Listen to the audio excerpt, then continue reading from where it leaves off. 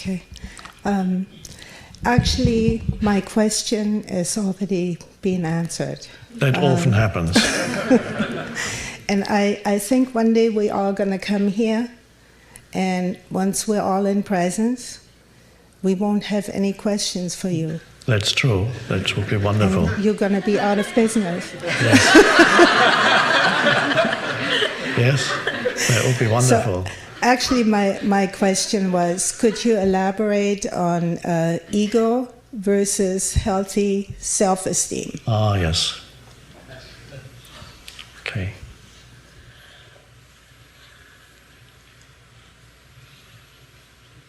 Eventually, what you call healthy self-esteem, which is a wonderful thing, eventually that is not enough.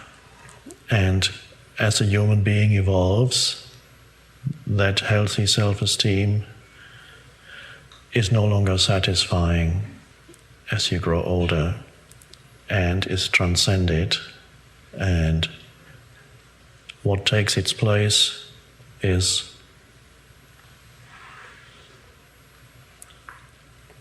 healthy, no hyphen self-esteem.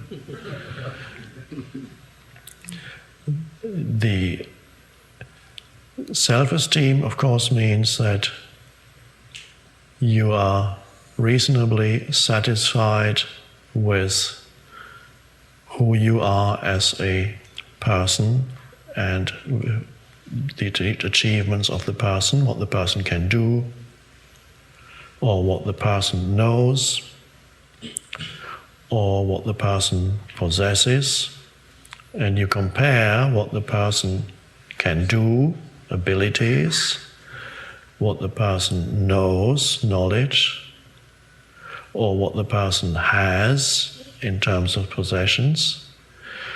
You compare that with others, and you come out favorably. So either you can do more than somebody else or others, just feel better about yourself. I can do this, but they can't. I can, but you can't. Or you have more knowledge. Did you know that this in such and such is such and such a case? You didn't know that? Well, let me tell you. That feels good. You know more. These ignorant people, they don't know anything. Or you have more. How many bedrooms does your house have? 4? Well, we have 11.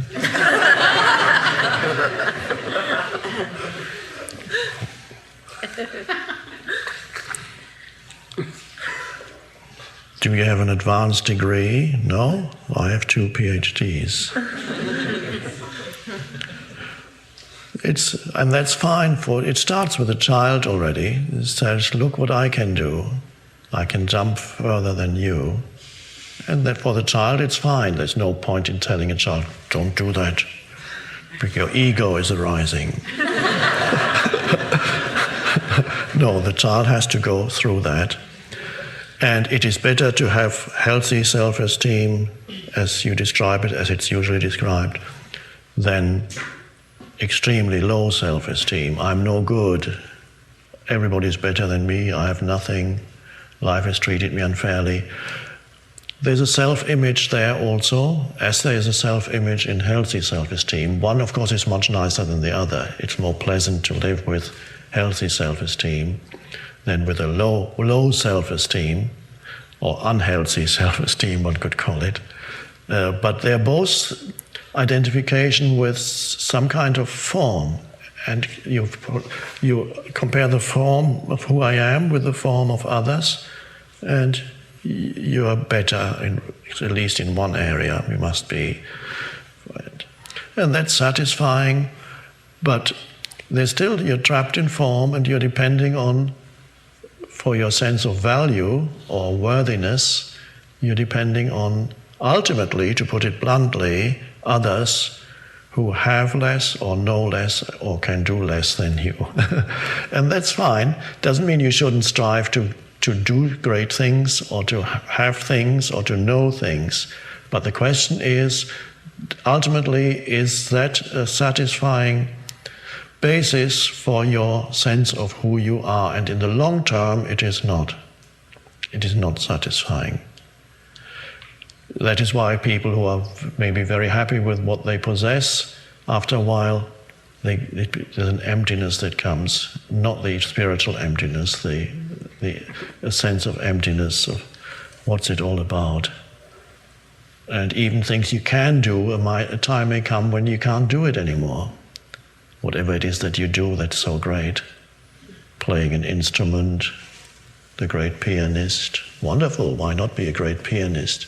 But if you derive your sense of who you are from that, then one day you find arthritis in your fingers. And who are you now? Or just the agility goes, it's not there anymore. Oh my God, suffering comes. Or you invent the greatest new computer, some computer, I don't know the expressions, but program or whatever it is, and everybody says this is the greatest ever, but 3 years later or 2 years these things happen very quickly. Somebody else comes with it, makes yours obsolete, and then you have no new ideas, and there you sit completely devastated because you've become from somebody great, you've become nobody. But it was all illusion. Because you derived your sense of who you are from something in the world of form, which is fleeting, not reliable, not solid, dreamlike. And so,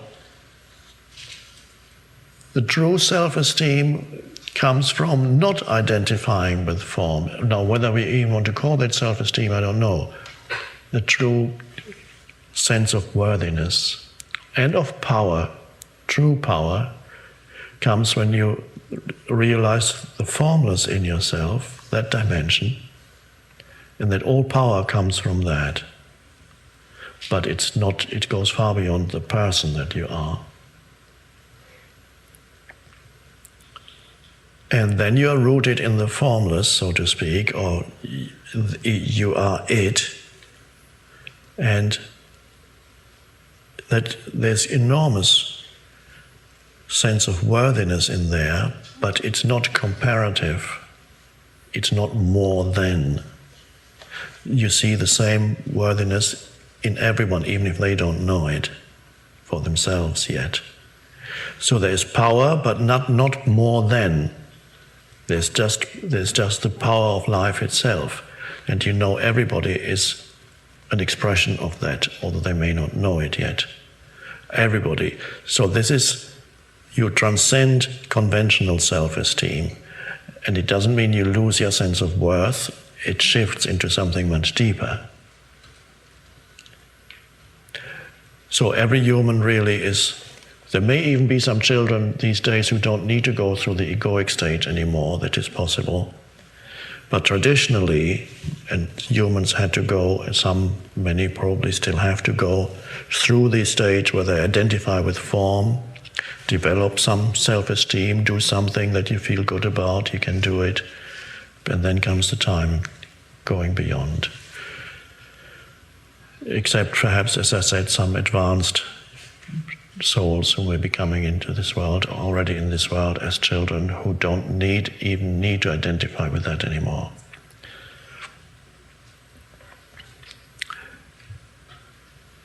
A question that comes from there also is, if a person has low self-esteem, in other words, a mental image of not good enough, then does that person have to go through the stage of healthy self-esteem before they can transcend it altogether? I don't know, I haven't tried it enough with enough people.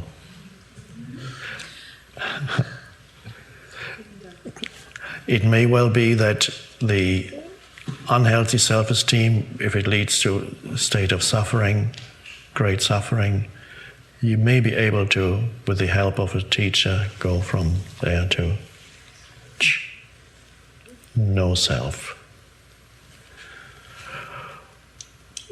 because the way from unhappiness or suffering to transcendence is easier than the way from superficial happiness to transcendence. Superficial happiness keeps you in the dream world for quite a while. It's not that bad, my life, I can't complain, it's not that bad, it's going okay. I'm quite happy, just got a promotion. I'm so happy I just got my annual bonus from my Wall Street bank. Great, I'm doing great. Yeah.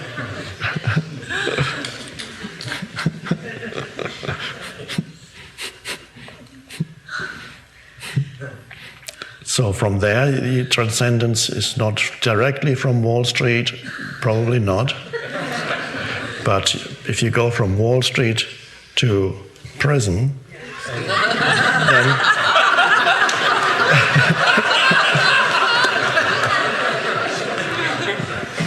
much easier.